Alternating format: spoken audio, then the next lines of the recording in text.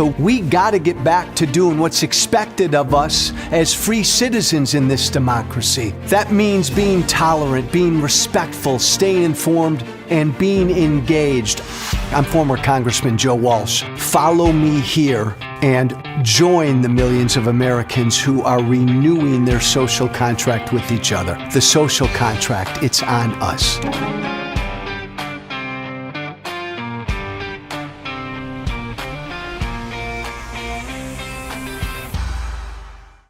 Hey, good morning. Good Monday morning. As a rule, you know this. Hope everybody, by the way, had a really good weekend. As a rule, I never, ever personally attack Trump's supporters. Why? Because I used to be a Trump supporter. Why else? Because I think in the main, most of Donald Trump's supporters are good, decent, God-fearing Americans who've been lied to, deceived, demagogued, and inflamed for the past 8 to 9 years. I do not personally go after Trump supporters. I know sometimes I fall off that wagon, but as a rule, I don't. But it's time. It's well past time for some real tough love for Trump supporters. Trump supporters need to face the music. Trump supporters, Republican voters need to face the truth. This is on them. If Trump loses in November, it's on them. Mark Robinson, we talked about it last week. If he gets his butt handed to him in North Carolina, it's on them. It's on North Carolina Republican voters. Kari Lake in Arizona. If Kari Lake, as it looks like she will, if she gets her butt handed to her in November, that's on Arizona Republicans. Look, it's time for some tough love. I've been doing this for a while, privately, because I've been engaging with Trump's supporters, Trump's voters now for a long, long time. Again, because I come from that world. I was of that world. I still speak with, I still listen to, I still engage with, I still have conversations with every single day with Trump voters. Christie was on the television yesterday.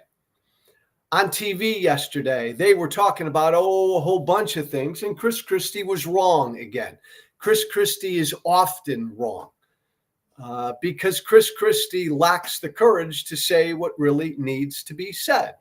And Christie was wrong yesterday when he said that it's Trump's fault.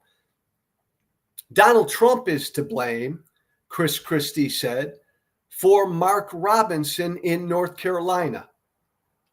The scandal-laden, porn-loving, Nazi-loving, Holocaust-denying, women-hating Mark Robinson, that guy, the Republican nominee for governor of North Carolina, is going to lose in November. Lose badly. Another scandal, more shit came out about him last week. I don't need to go into it again. You don't need to hear it again. Really bad stuff. Really bad stuff that damn near everybody on Mark Robinson's campaign resigned over the weekend. His campaign manager, his deputy campaign manager, his chief campaign advisor, his finance director, basically everybody left. It's Mark Robinson and maybe his best friend. That's about it. Running this campaign to be governor of a state because of all the shit that came out again last week about Mark Robinson. I will just add here that all of these people knew what a bad, horrible, misogynistic, racist, bigoted, cruel, hateful guy Mark Robinson was before this past week. The finance director, the campaign manager, all of these people resigning over the weekend. They knew all this shit about Mark Robinson months ago. So no pat on the back for them, to them, for leaving Robinson this weekend. But Christie yesterday said that Donald Trump is to blame for this situation, for what he called the Mark Robinson situation. Mark Robinson's going to lose badly in North Carolina. Christie blames Trump. I guess because Trump endorsed Mark Robinson. That's bullshit. That's a bullshit take by. That's a weak take by Christie. Everybody endorsed Mark Robinson. Donald Trump endorsed Mark Robinson. Ron DeSantis endorsed Mark Robinson. Every major Republican member of Congress, Lindsey Graham, endorsed Mark Robinson. Everybody did. Tom Cotton endorsed Mark Robinson. They all did. But they didn't all vote for Mark Robinson.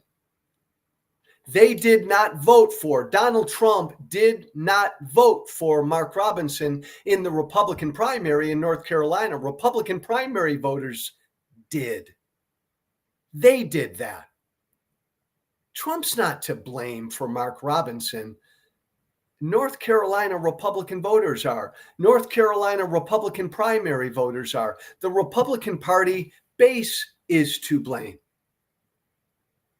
They voted for him.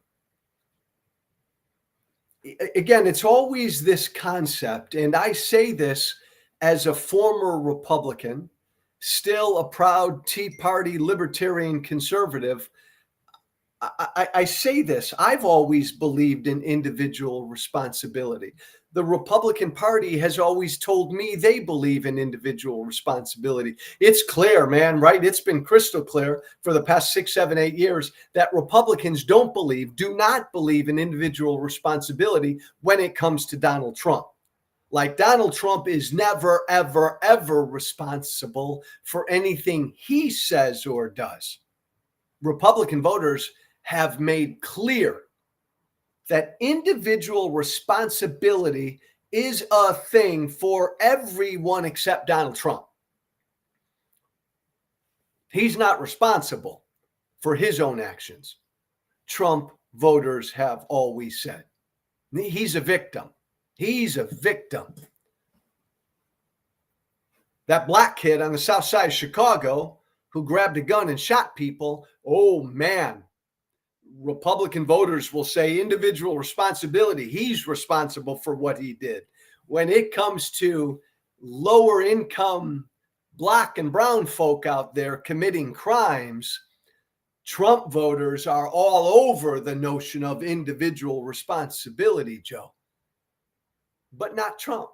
Not when it comes to Trump. But it's time to apply individual responsibility to Republican voters. It's time. They chose Mark Robinson. If he loses, and if he loses badly, that's on them. Republican voters chose Robinson. Republican voters chose Kari Lake in Arizona. She's going to lose badly. Trump endorsed her. Everybody endorsed her. But only Arizona Republican voters voted for her. Only Arizona Republican voters chose her. It's time, Republican voters, to face this music. You chose Kari Lake.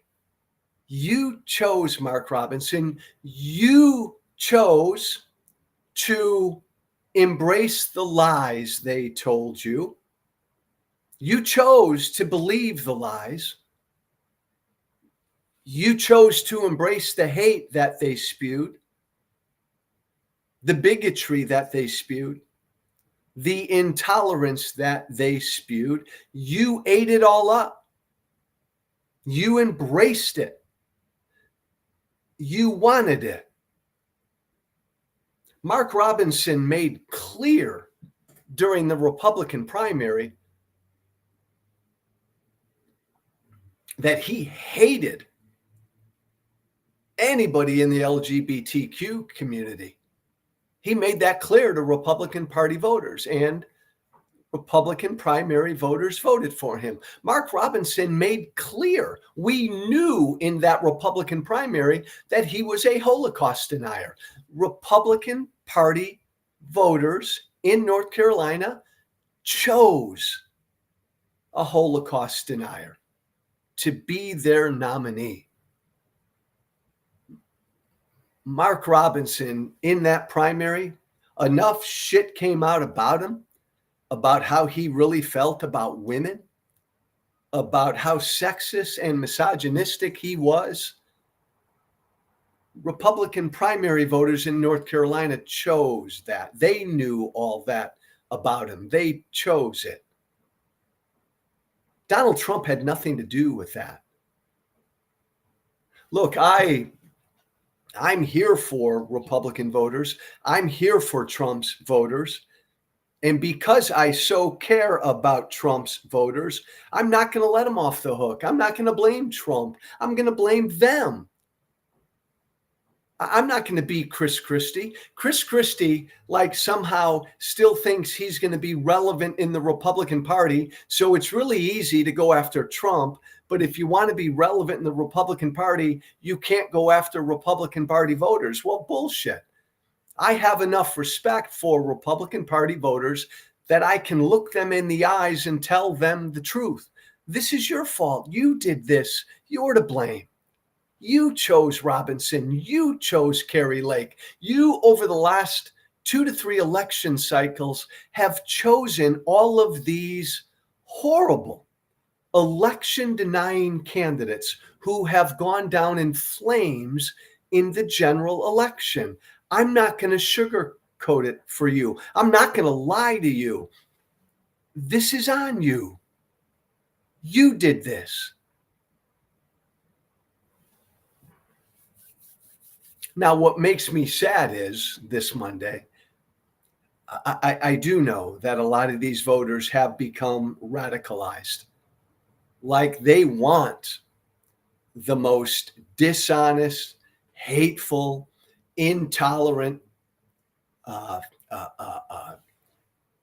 truth-ignoring, facts-ignoring candidates they can get, because they just want candidates who are going to go after their enemies. Just like Trump, by the way, Republican Party voters, you've chosen Trump. If Trump loses in November, it's not his fault. Republican voters, it's yours. Republican voters have told us now, election after election, that they don't give a damn how bad their candidates are, how dishonest their candidates are, how cruel their candidates are. They don't how hateful their candidates are. Republican voters have told us they don't care about that as long as they get candidates who go after the people they want gone after. The media, Democrats, the socialists, the communists, whatever. Republican voters will vote for the most egregious sinners on the planet as long as they're going after CNN or they're going after Democrats. Republican voters have chosen this, and this will not stop. We'll continue to get Mark Robinsons and Kari Lakes and Donald Trumps and all the rest of them. We'll continue to get candidates like this as long as Republican voters choose them, as long as Republican voters say that they want them. But Chris Christie is wrong. It's just too easy to blame Trump. You can't blame Trump for Trump. Republican voters, they made Trump their guy. They made Trump their cult leader. You blame them. It's time for that tough love. Don't, man, treat Trump voters, treat Republican voters with the same respect you'd treat anyone else. You'd hold anyone else accountable for what they did and what they said. And look, I've acknowledged this. I've said this repeatedly over the years. Republican voters, the base of the party, has become radicalized. We need to unradicalize them because I believe they're still good people, but they've become radicalized. They've given up on democracy to give them back the America they want. They've embraced authoritarianism to give them back the America they want. And they've embraced hate and even been indifferent toward political violence to get the America back that they want. These voters are radicalized in this way, Republican Party voters, because yes, they've been lied to, they've been inflamed, they've been wound up, they've been deceived, they've had people spewing hate at them in right-wing media and Republican politicians day after day after day, right? They're eating cats and dogs. They're committing crimes on your street. Republican Party voters have been fed this hateful, demagogic crap day after day for years. It's not a surprise that most of them embrace the hate and believe the lies. But ultimately, still, they're responsible for believing the lies and choosing these candidates. That's not an easy thing for me to say, because I say that as someone who comes from right-wing media and who for years helped to radicalize these good folks way more than I'm proud of. For years, I would help inflame these Republican voters.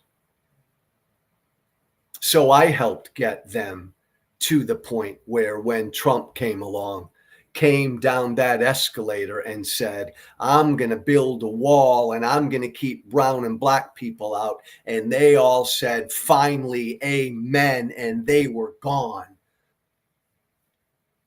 It wasn't just Rush Limbaugh and Sean Hannity and all the rest who got them to that point. I did, and a number of us did. A number of us right-wing media voices did. The point is they're radicalized now.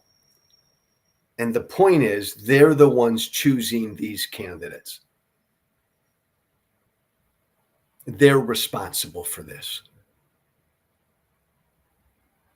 And by the way, it's why I spend so much time every day continuing to engage with them to somehow try to help unradicalize, de-radicalize them, to help pull them back into the world of decency and truth, where we can disagree with Kamala Harris and her policies, but not hate and not lie about. I'm helping them get to a place where they can be upset about our broken immigration system and want something done about our broken immigration system, but not hate on and lie about the immigrants and the migrants who are in this country now because of that broken immigration system. I'm not asking Trump's voters, and I'm not asking Republican voters to stop believing the things they believe in. I'm asking them, and I'm engaging with tough love with them to demand that they stop believing the lies, to demand that they stop listening to hate-filled liars like Tucker Carlson and Donald Trump and Mark Robinson, and you can go down the line when it comes to the loudest MAGA voices out there who lie to them still repeatedly every day. I am demanding and am going to respectfully and lovingly push these Republican voters to stop believing and voting for this dishonesty, this hate, and this intolerance. But it's on them. They chose Mark Robinson. Don't blame Trump, Christie. By the way, another quick thought on, and we're going to have a conversation tomorrow on tomorrow's podcast, conversation with pollster, prognosticator, Carl Allen. Fascinating conversation. A word on the polling right now. This race is really close between Trump and Harris. And traditionally, the Donald Trump vote has always been undercounted, meaning people in polls have generally been, there's been like this percentage that's been afraid to say they support Trump. They're going to vote for Trump to a pollster, embarrassed to say that to a pollster. And so, and this happened in 16, it happened in 20, it happened in 22. The Trump vote has been undercounted in the polls. And there are real concerns that it's being undercounted again. When you see polls that say Kamala Harris is up 3 to 4 points, Democratic pollsters and Democratic consultants have real concern right now that that's not accurate because of this Trump undercounting. Keep an eye on that. Trump supporters, Trump opposers, Harris voters, whoever you're voting for, when you listen to people talk about the polls right now, and Harris supporters, when you hear and you get ahead of yourself and you hear Harris is up 4 to 5 points, be cautious about that. I'll, again, never pay attention to one poll. Always look at all the polls, but watch for that Trump undercount. It's real. Israel. Thank God for Israel. The entire world owes Israel a debt of gratitude. Israel is out there right now fighting again. They've been out there now since October 7th. Hell, they've been out there since 1948, fighting the civilized world's fight against Islamist terror, against evil. And Israel is doing it daily. Israel responding to Hezbollah in Lebanon, just as they responded to Hamas in Gaza. Israel only defending itself against these terror groups in these neighboring countries that want to exterminate the state of Israel. I was thinking about this yesterday as Israel has brilliantly and effectively and in a very targeted fashion gone after Hezbollah, not just the pager operation. Israel has been bombing Hezbollah facilities, Hezbollah missiles, bombing and going after Hezbollah's leadership in a real targeted way, all good and great stuff. And I was just thinking about this yesterday. A reminder. I saw a headline. Israel left Lebanon. Israel left Lebanon 24 years ago. And for 24, and the moment Israel left Lebanon, Hezbollah, an Islamist terror group, took over. And for 24 years, Hezbollah has been waging war against Israel. Think about that. Israel leaves Lebanon, a neighbor, a terror group takes over and declares war against Israel. That sounds so familiar, doesn't it? It should sound very familiar. Israel left Gaza 19 years ago. 19 years ago, Israel left Gaza. Same thing happened. An Islamist terrorist group, Hamas, took over Gaza. And for 19 years, Hamas has been engaged in war against Israel. This is what Israel lives with and has lived with every day for years. Israel is making very clear they are no longer going to live with this. They're no longer going to live with a Hezbollah in the north and a Gaza to the south. A Hamas to the south. And you know what? A lot of the world may be pissed off about that, but the dynamic has changed. The world has changed. Israel has changed. Israel is no longer going to live with neighbors who want to drive the state of Israel out of existence. And if the United Nations and the rest of the world can't deal with that, tough. God bless Israel. Stand with Israel. If you believe in freedom and you stand against Israel, if you believe in freedom, Keith, fix that. If you believe in freedom and you stand against evil, you must be with Israel right now. Thank you for listening, everybody. Let's make it a great week. I'm going to be in Pennsylvania and Michigan all week campaigning for encouraging Republicans to come out and vote for Kamala Harris. Thanks, everybody. Be brave. Remember to listen, share, and follow The Social Contract with Joe Walsh on Apple Podcasts, Spotify, and everywhere great podcasts are found. And be sure to leave a 5-star review. This has been The Social Contract with Joe Walsh.